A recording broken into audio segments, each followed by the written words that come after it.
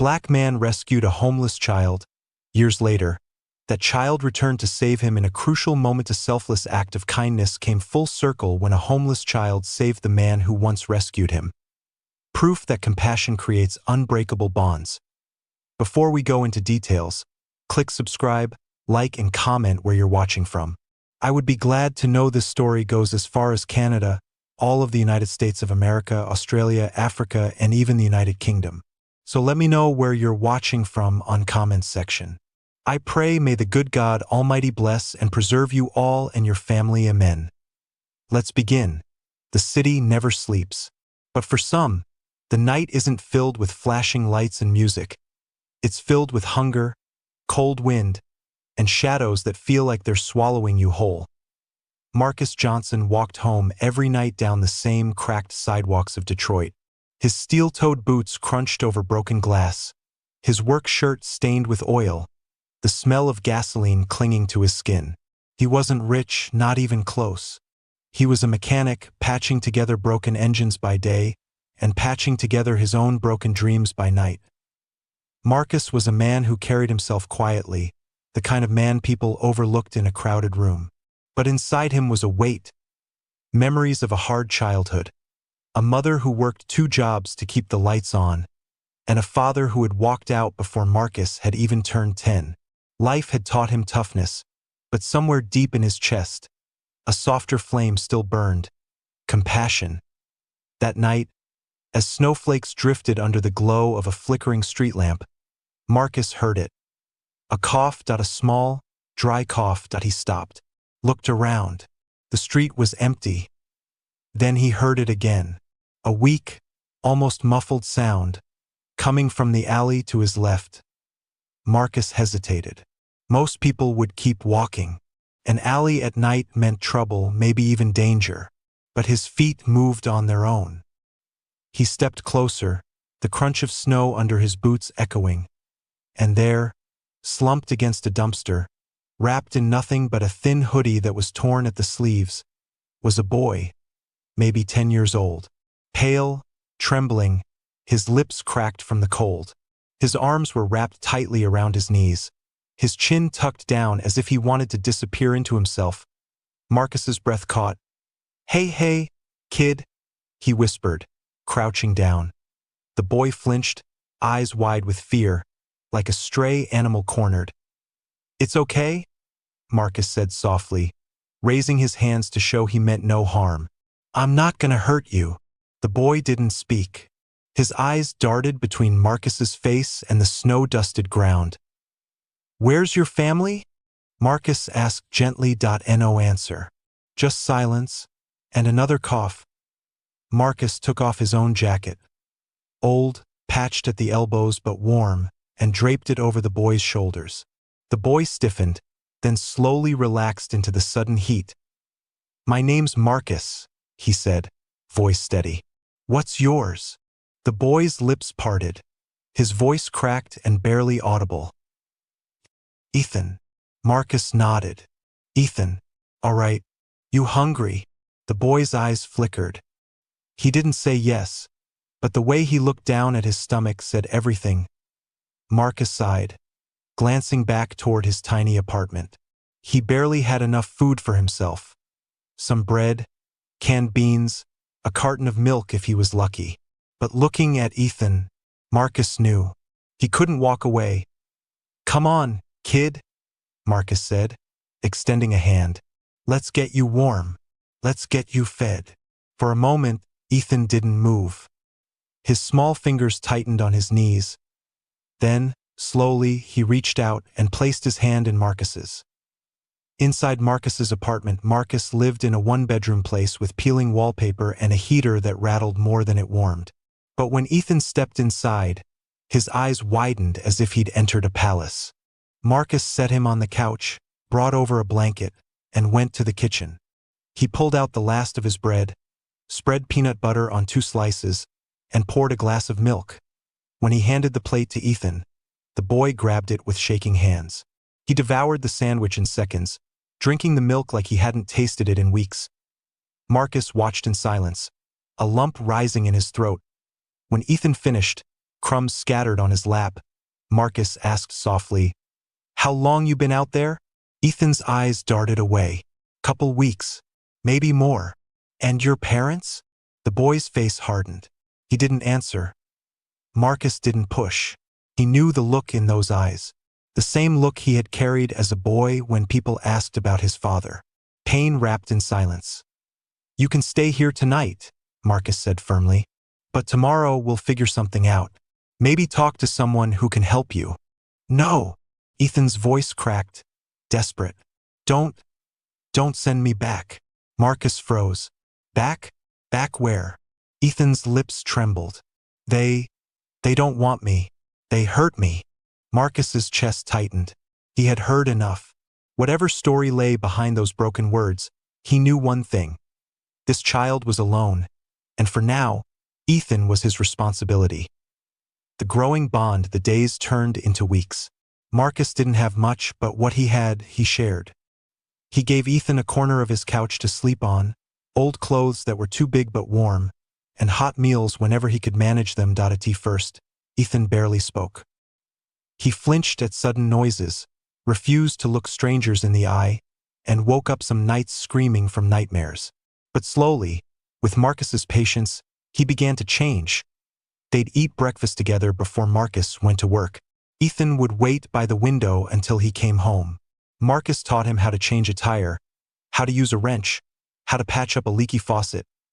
And one night, while they sat eating spaghetti from chipped bowls, Ethan whispered, "Thank you." Marcus looked up. "For what?" "For not leaving me." Marcus swallowed hard. He reached across the table, placing a rough, grease-stained hand over the boy's small one. "I'm never gonna leave you, kid," and he meant it. Foreshadowing conflict. But life has a way of testing promises. As months passed, Marcus struggled to pay bills. The extra mouth to feed meant tighter budgets, skipped meals. He worked overtime at the shop, his back aching. His hands blistered. One night, as he tucked Ethan under the blanket, Marcus sat at the edge of the couch, staring at the boy's peaceful face. A thought whispered in the back of his mind. What if I can't provide for him? What if I fail him? But then Ethan stirred, rolling over in his sleep, murmuring softly, "Dad." Marcus froze. His eyes burned with tears. He bent down, brushed a hand through the boy's hair, and whispered, "You already saved me, kid." Because in Ethan, Marcus had found something he hadn't known he was missing. A son, family, a reason to keep fighting. The months turned into a year. Marcus never imagined himself as a father, yet here he was, waking up early to pack Ethan's lunch, helping him with homework late into the night, and showing up to parent-teacher meetings in oil-stained boots that smelled faintly of motor grease. Ethan, once timid and hollow-eyed, began to bloom. At school, his teachers noticed his sharp mind. Though he struggled at first, he was quick to catch on, eager to learn. Marcus would beam with pride each time Ethan brought home a test marked with a big red A. At the auto shop, Marcus kept a faded Polaroid of the boy tucked into his toolbox. On the worst days, when his boss barked at him, when his knuckles split open from a stubborn bolt, Marcus would glance at that picture and remind himself why he kept going. But raising Ethan wasn't easy. Money was always tight. Sometimes dinner was just rice with butter. Marcus often skipped meals, pretending he wasn't hungry so Ethan could eat. He told himself it was worth it, every sacrifice. Because every night, when Ethan said, "Good night, Dad," Marcus felt rich in a way money could never buy. Trouble on the horizon, but peace is fragile. One afternoon, while Marcus worked under the hood of a car, his coworker Leon approached. "Hey Marcus," Leon said, lowering his voice. "You hear about the boss?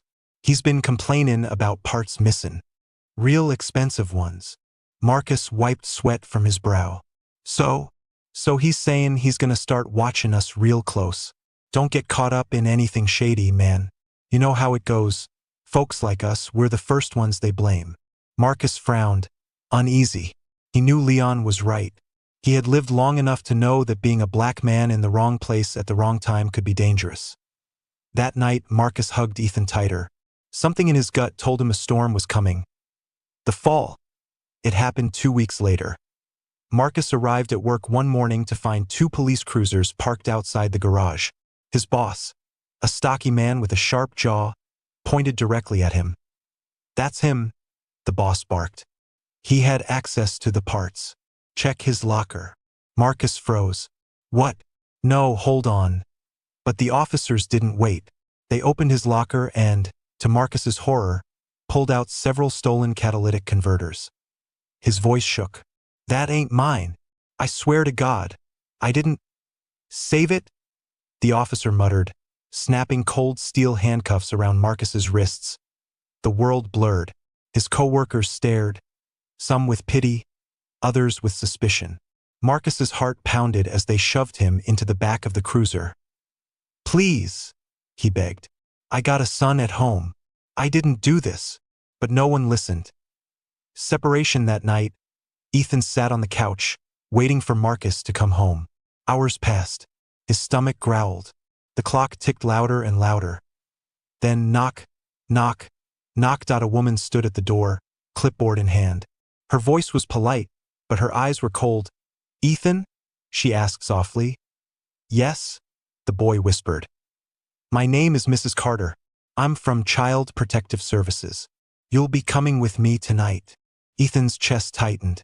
"Where's my dad? Where's Marcus?" Mrs. Carter sighed. "He's unavailable right now." "No!" Ethan cried, clutching the blanket Marcus had given him. "I don't want to go. He's my dad." Two men stepped in, gently but firmly pulling Ethan away. He kicked and screamed, reaching desperately for the doorway, for the life he had known, for the man who had saved him. "Dad!" he wailed. The hospital. Marcus woke to the sterile smell of antiseptic, the beeping of machines. He was lying in a hospital bed, a thin blanket covering his frail body. Confused, he blinked at the white ceiling. Then, a voice, calm, steady, familiar in a way that made his heart ache. "Don't try to move too much, sir. You collapsed from exhaustion and untreated pneumonia. But you're safe now." Marcus turned his head. Standing there, in a crisp suit, a stethoscope draped casually around his neck, was a young man. His skin was smooth, his shoulders broad, his posture confident. But his eyes, those eyes. Marcus's breath caught. "Ethan?" he whispered, his voice raspy. The young man froze. Slowly, he set down the clipboard in his hands. "Marcus?" he asked, his voice breaking. In that instant, time collapsed. The years apart, the pain, the unanswered prayers. They all came rushing back like a tidal wave. Tears welled in Ethan's eyes as he stepped closer, his hands trembling. "It's you," Ethan choked. "It's really you." The reunion. Marcus tried to sit up, but his body betrayed him. Ethan was at his side in seconds, steadying him. "I thought I lost you," Marcus whispered, tears streaming down his cheeks. "All these years. I thought you'd forgotten me." Ethan shook his head violently. "Never. Not for a single day." The room blurred with their sobs. Ethan knelt by the bed, gripping Marcus's hand like he'd never let go again. "You saved me," Ethan said, voice shaking. "You pulled me out of the cold when no one else cared. You gave me a home, you gave me love. Everything I am today. It's because of you." Marcus's chest heaved. "I failed you. I wasn't there when they took you. No." Ethan interrupted, his tone firm. "You didn't fail me. The system failed us. Life failed us. But you, Marcus Johnson, you were my father when no one else wanted to be. You never left my heart." Marcus broke down then, his shoulders shaking, his hand clutching Ethan's like a lifeline. The saving Ethan didn't just reunite with Marcus. He saved him. He paid for Marcus's treatment, stayed by his side every night as he recovered. When doctors came with updates, Ethan listened carefully, asking questions, making sure Marcus had the best care.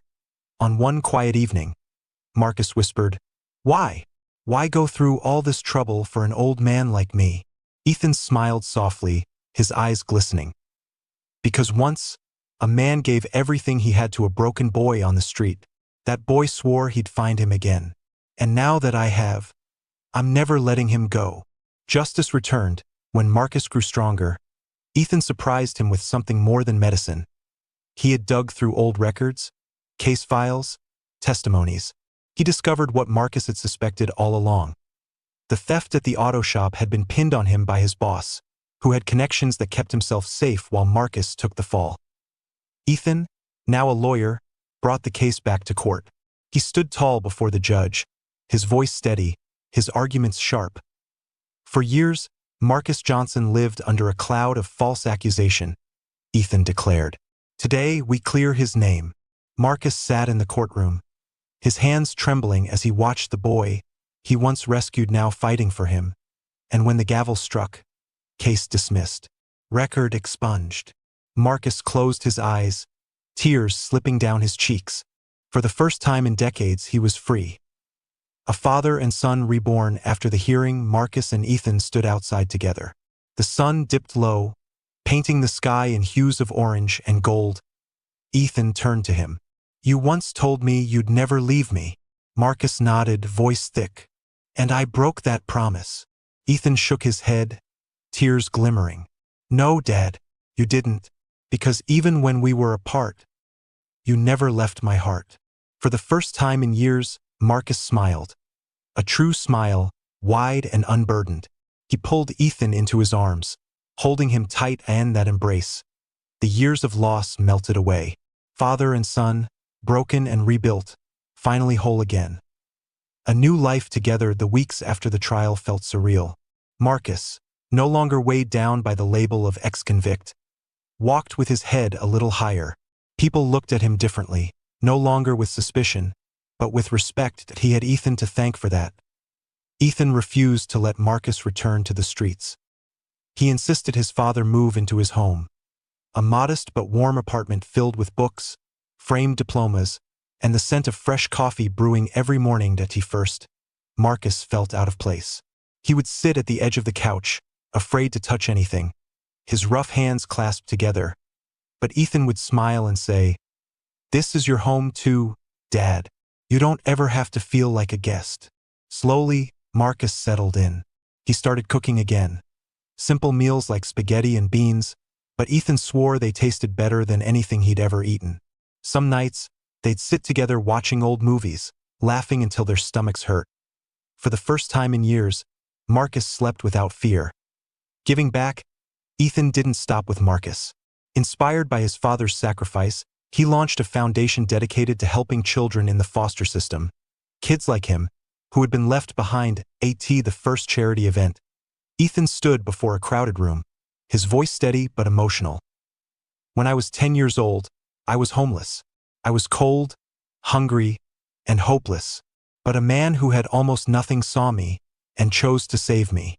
He gave me food. He gave me warmth. But most importantly, he gave me love. That man is the reason I am standing before you today. His name is Marcus Johnson. My father." The room erupted in applause. Marcus, sitting in the front row, lowered his head, tears streaming silently down his cheeks. He had never thought of himself as a hero, but in that moment, he realized his one act of kindness had not only saved a boy's life, it had built a legacy. The quiet moments. Life wasn't perfect. Marcus's health was fragile, and sometimes he struggled with the ghosts of his past. But he no longer carried his burdens alone. One evening, as they sat on the balcony watching the city lights, Marcus turned to Ethan. "You became everything I ever dreamed for you, son. Smarter, stronger, braver than I could have imagined. I'm proud of you." Ethan smiled softly. "I'm proud of us, Dad. We made it." The two sat in comfortable silence, the night breeze carrying away years of pain. Closing message. Narrator's voice. Sometimes, it takes only a single moment of compassion to change the course of a life. Marcus didn't have much. An old jacket, a small apartment, a tired heart. But he gave what he had to a lost boy in the cold. Years later, that boy returned as a man, bringing back not just love, but justice, healing, and hope. This is the power of kindness. This is the legacy of love. Ethan and Marcus walk side by side through a neighborhood park. Children laugh on the playground. Families gather on benches. Marcus slows, watching a small boy trip and fall. Without hesitation, Ethan jogs over, helps the child up, dusts off his knees, and gives him a reassuring smile. Marcus watches with tears in his eyes. The cycle has continued. Compassion passed from one generation to the next. He whispers to himself, voice cracking with emotion, "One act of love can last forever."